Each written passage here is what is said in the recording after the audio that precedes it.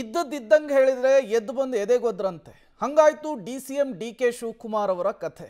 ಬೆಂಗಳೂರಿನ ಸಮಸ್ಯೆಯ ಬಗ್ಗೆ ಉದ್ಯಮಿಗಳು ಧ್ವನಿ ಎತ್ತಿದ್ರು.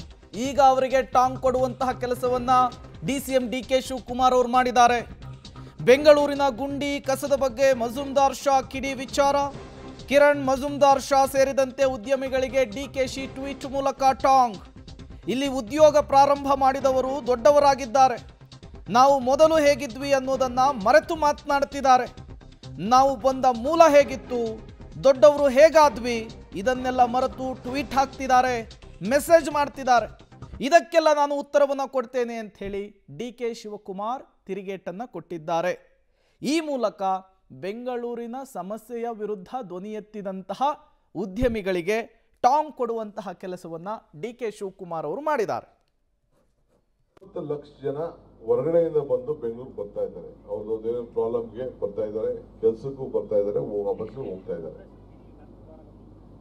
ಈ ಜನಸಂಖ್ಯೆ ಬಹಳ ಜಾಸ್ತಿ ಆಗ್ತಾ ಇದೆ. ಇಲ್ಲಿ ಬಂದು ಎಲ್ಲರೂ ಕೂಡ ಉದ್ಯೋಗಕ್ಕೆ ಬರ್ತಾ ಇದ್ದಾರೆ, ಕೆಲವು ವಿದ್ಯಾಭ್ಯಾಸಕ್ಕೆ ಬರ್ತಾ ಇದ್ದಾರೆ. ಯಾರ್ಯಾರು ಇಲ್ಲಿ ಉದ್ಯೋಗ ಪ್ರಾರಂಭ ಮಾಡಿದ್ದಾರೆ, ಯಾವುದೇ ಉದ್ಯೋಗ ಆಗಲಿ, ಎಲ್ಲ ಬಹಳ ದೊಡ್ಡ ದೊಡ್ಡದಾಗೆ ಬೆಳೆದಿದ್ದಾರೆ.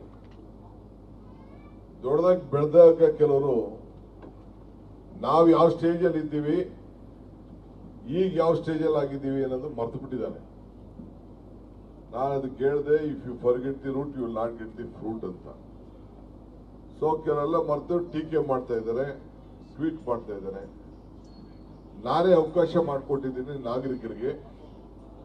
ಎಲ್ಲೆಲ್ಲಿ ಗುಂಡಿ ಇದೆ ನಮ್ಮ ಪೊಲೀಸ್ ಕಮಿಷನರ್ ತಿಳಿಸಿ, ಕಾರ್ಪೊರೇಷನ್ ಕಮಿಷನರ್ ತಿಳಿಸಿ, ನೀವು ಕೂಡ ಒಂದು ಫೋಟೋ ಹಿಡಿದ್ಬಿಟ್ಟು ವಾಟ್ಸಪ್ ಮಾಡಿ ನನ್ಗೊಂದು ನಂಬರ್ ಕೊಟ್ಟಿದ್ದೀನಿ.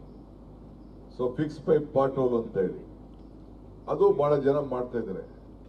ಇಡೀ ದೇಶದಲ್ಲಿ ಎಲ್ಲೂ ಕೂಡ ಈ ರೀತಿ ಓಪನ್ ಆಗಿ ನಾಗರಿಕರಿಗೆ ನೀವು ಫೋಟೋ ಹಿಡಿದ್ಬಿಟ್ಟು ನೀವು ಕೊಡಿ ಅಂತ ಹೇಳಲಿಲ್ಲ.